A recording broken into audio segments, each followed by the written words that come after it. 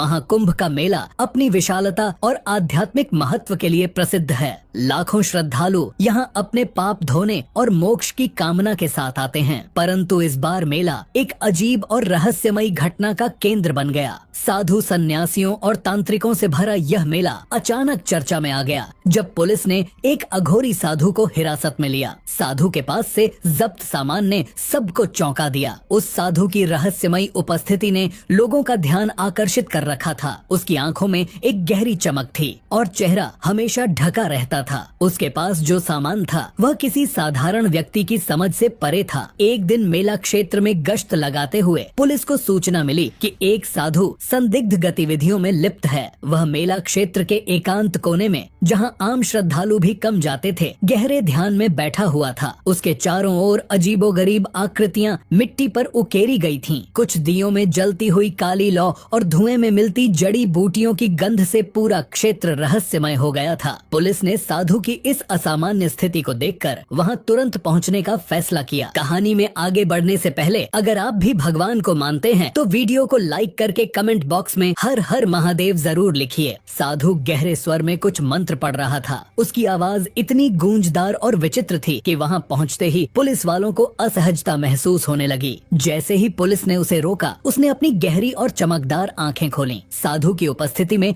एक अजीब सा आकर्षण और भय था। तुम क्या कर रहे हो यहाँ? पुलिस अधिकारी ने कड़कते हुए पूछा। साधु ने शांत स्वर में उत्तर दिया, यह मेरी साधना है। यह स्थान, यह मेला और यह समय, यह सब मेरे अनुष्ठान का हिस्सा हैं। मैं जो कर रहा हूँ वह मेरे जीवन का सत्य है। आप इसे नहीं समझ पाएंगे। पुलिस ने उसकी बातों को अनसुना करते हुए कहा, तुम्हें थाने चलना होगा। यहाँ जो कुछ भी चल रहा है हमें इसकी जांच करनी होगी। साधु ने न तो विरोध किया और न ही भय दिखाया। उसने बस अपनी आंखों से पुलिस को देखा और कहा, जो भी करोगे सोच समझ कर करना। यह शक्ति तुम्हें स्वीकार कर भी सकती है और ठुकरा भी सकती है। पुलिस ने उसे घेर लिया और उसके पास मौजूद सामान की तलाशी लेना शुरू कर दी। उसके पास एक बड़ा सा थैला था जो दिखने में साधारण था, लेकिन उसका वजन और आकार किसी रहस्यमयी चीज की ओर इशारा कर रहा था। जब पुलिस ने थैले को खोला तो उसकी सामग्री देखकर सभी चौंक गए। थैले में कुछ पुरानी और फटी हुई किताबें थीं, जिनके पन्ने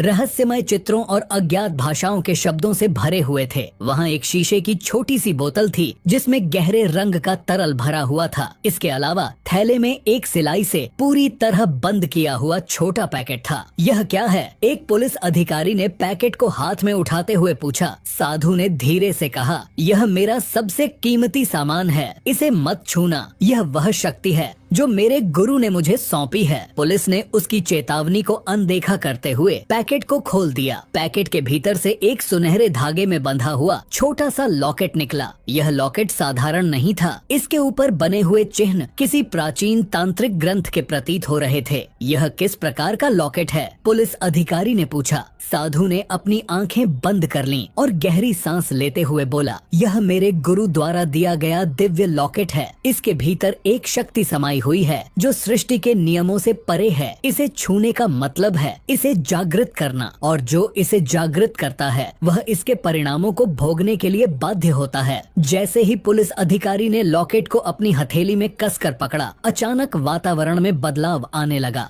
हवा भारी हो गई और एक अजीब सी ठंड फैलने लगी। लॉकेट से एक हल्की सी गूंज उठी, जैसे कोई प्राचीन मंत्र दोहराया जा रहा हो। यह आवाज कैसी है? एक अन्य अधिकारी ने घबराते हुए पूछा। तभी लॉकेट से एक तेज चमक निकली जिसने पूरे कमरे को रोशन कर दिया। पुलिस अधिकारी चौंक कर पीछे हटे। साधु ने कहा, यह उसकी चेतावनी है। यह लॉकेट हर किसी के लिए नहीं है। इसे छेड़ने का मतलब है इसे चुनौती देना। लॉकेट की चमक धीरे धीरे कम होने लगी, लेकिन इसकी उपस्थिति ने सभी को विचलित कर दिया था। अधिकारी ने इसे फिर से पैकेट में रखने की कोशिश की, लेकिन जैसे ही उन्होंने ऐसा किया, लॉकेट हवा में तैरने लगा। यह दृश्य किसी चमत्कार से कम नहीं था। यह क्या हो रहा है? एक अधिकारी ने हकलाते हुए पूछा। साधु ने मुस्कुराते हुए कहा, अब यह जागृत हो चुका है। तुमने इसे छूकर इसे सक्रिय कर दिया है। अब यह शक्ति तुम्हारे आसपास रहेगी। तुमने जो किया है उसके परिणाम तुम्हें भुगतने होंगे। अचानक लॉकेट से एक गहरी आवाज आई जो किसी अनजानी भाषा में कुछ कह रही थी। यह आवाज सुनकर सभी अधिकारियों के चेहरे का रंग उड़ गया। आवाज धीरे धीरे तेज होती गई और पूरे कमरे में गूंजने लगी। साधु ने फिर कहा, यह शक्ति किसी साधारण व्यक्ति के बस की बात नहीं। इसे संभालने के लिए आत्मा का शुद्ध होना आवश्यक है, लेकिन अब यह तुम्हारे साथ रहेगा जब तक यह अपने नए स्वामी को स्वीकार न कर ले। पुलिस अधिकारी अब घबराए हुए थे। उन्होंने लॉकेट को वापस साधु को देने की कोशिश की, लेकिन साधु ने सिर हिलाते हुए कहा, यह अब मुझे स्वीकार नहीं करेगा। यह तुम सबका है। तुम्हें इसे समझने और इसकी परीक्षा देने के लिए तैयार रहना होगा। इस पूरी घटना ने पुलिस को गहरे सदमे में डाल दिया। साधु ने अंत में कहा, अब यह शक्ति तुम्हारे जीवन का हिस्सा है। इसे अपनाना होगा, नहीं तो यह तुम्हें समाप्त कर देगी। लॉकेट से निकलने वाली हल्की चमक ने माहौल को और भी रहस्यमय बना दिया। ठंडी हवा चलने लगी और पुलिस अधिकारियों को एक अजीब सा भय महसूस हुआ। जैसे ही लॉकेट की चमक बढ़ने लगी, वातावरण में कुछ अदृश्य शक्ति का प्रभाव महसूस होने लगा। पुलिस अधिकारियों ने देखा कि उनकी दृष्टि धुंधली होने लगी है। यह क्या हो रहा है? एक अधिकारी ने डरते हुए पूछा। तभी आसपास की जगह जैसे किसी अदृश्य बल से घिरने लगी। ठंडी हवा के झोंके एक अजीब सी गंध के साथ बहने लगे। कुछ अधिकारियों को ऐसा प्रतीत हुआ जैसे उनके कानों में किसी अनजानी भाषा के मंत्र फुसफुसाए जा रहे हों। साधु ने शांत भाव से कहा, अब यह शक्ति जाग चुकी है, तुम इसे रोक नहीं सकते। लॉकेट से अचानक एक तेज चमक निकली। यह इतनी तेज थी कि वहाँ मौजूद सभी पुलिसकर्मी अपनी आंखें बंद करने को मजबूर हो गए। जब उन्होंने आंखें खोली तो उन्हें अपने चारों ओर अजीब दृश्य दिखाई देने लगे। एक अधिकारी ने देखा कि वह एक घने जंगल के बीच में खड़ा है, जहाँ उसे कोई रहस्यमयी छाया पीछा कर रही है। दूसरे अधिकारी ने देखा कि वह एक अंधेरी सुरंग में भटक रहा है और उसकी सांस घुट रही है। आसमान में काले बादल उमड़ने लगे। ऐसा प्रतीत हुआ जैसे किसी प्राचीन शक्ति ने पूरे वातावरण को अपनी गिरफ्त में ले लिया हो। पुलिस अधिकारी अपनी जगह पर जमे खड़े थे, लेकिन उनकी आंखों में भय स्पष्ट था। साधु ने गहरी आवाज में कहा, यह शक्ति तुम्हें तुम्हारे सबसे बड़े भय से मिलवाएगी। इसे समझने के लिए तुम्हें अपने डर को स्वीकार करना होगा। तभी एक अधिकारी ने हिम्मत जुटाकर कहा, हम इसे वापस तुम्हें देना चाहते हैं, इसे अपने पास रखो। लेकिन जैसे ही उसने लॉकेट को साधु की ओर बढ़ाया, अचानक हवा में एक जोरदार गूंज सुनाई दी। लॉकेट ने एक बार फिर चमकते हुए खुद को हवा में उठा लिया। फिर वह धीरे धीरे वहाँ से गायब हो गया। पूरा माहौल एक अजीब सी शांति में डूब गया, लेकिन उस शांति में भी डर समाया हुआ था। साधु ने धीमे स्वर में कहा, यह अब वापस अपने स्थान पर चला गया है। तुम इसे रोक नहीं सकते थे और न ही इसकी शक्ति को समझ सकते थे। पुलिस अधिकारी घबराए हुए थे। लॉकेट का गायब होना उनके लिए एक पहेली बन गया। उन्होंने साधु से जवाब मांगा, लेकिन वह सिर्फ मुस्कुराता रहा। यह सब क्या था? इंस्पेक्टर कुमार ने पूछा। साधु ने उत्तर दिया, यह एक ऐसी शक्ति है जो केवल उसे स्वीकार करती है जो इसके योग्य हो। अब यह तुम्हारे लिए खत्म हो गया, लेकिन यह हमेशा के लिए नहीं गया है। यह अपनी ऊर्जा किसी और स्थान पर पहुंचा चुका है। साधु की बातों ने सभी को और भी अधिक बेचैन कर दिया। पुलिस अधिकारी समझ नहीं पा रहे थे कि यह घटना वास्तविक थी या उनकी आंखों का धोखा।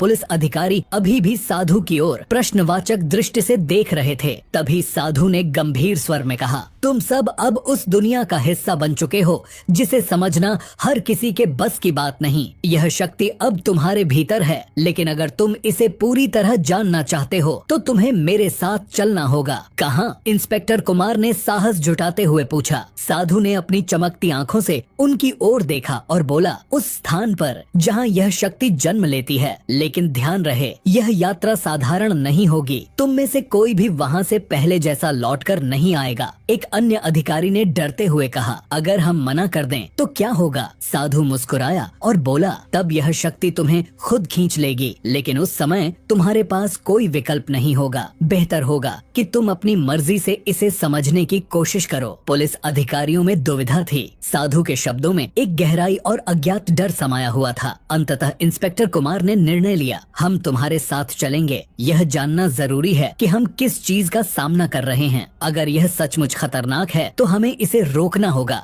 साधु ने एक गहरी सांस ली और धीरे से बोला, तो फिर चलो, लेकिन याद रखना, जो तुम देखोगे वह तुम्हारी कल्पना से परे होगा। तुम्हें अपनी आत्मा का सामना करना होगा। साधु ने जंगल की ओर इशारा किया। पुलिस अधिकारी उसके पीछे चल पड़े। जैसे जैसे वे आगे बढ़े, रास्ता घना और अंधकारमय होता गया। वातावरण में एक अजीब सी ठंडक फैलने लगी। पेड़ों के बीच से आती रहस्यमयी आवाजें उनके मन में डर पैदा कर रही थीं। क्या हम सही कर रहे हैं? एक अधिकारी ने फुसफुसाते हुए पूछा। पूछा। इंस्पेक्टर कुमार ने दृढ़ता से कहा, हमें यह जानना होगा, कोई और रास्ता नहीं है। साधु ने उनकी ओर मुड़कर कहा, डरो मत, तुम जिस दुनिया में कदम रख रहे हो वहाँ भय ही तुम्हारा सबसे बड़ा दुश्मन होगा। अगर तुमने इसे पार कर लिया तो यह शक्ति तुम्हारी हो जाएगी, लेकिन अगर तुम हार गए तो यह तुम्हें हमेशा के लिए निगल लेगी। जैसे जैसे वे जंगल के भीतर बढ़ते गए, माहौल और भी रहस्यमय होता गया। जंगल में प्रवेश करते ही ऐसा लगा जैसे उन्होंने एक अलग ही दुनिया में कदम रख दिया हो। वहाँ की हवा में एक अजीब सी गंध थी, जैसे कुछ पुरानी और खतरनाक ताकतें जागृत हो रही हों। पेड़ों की शाखाएं इतनी घनी थीं कि सूरज की रोशनी जमीन तक पहुँच ही नहीं पा रही थी। पुलिस अधिकारी आगे बढ़ते रहे। जंगल के भीतर की खामोशी इतनी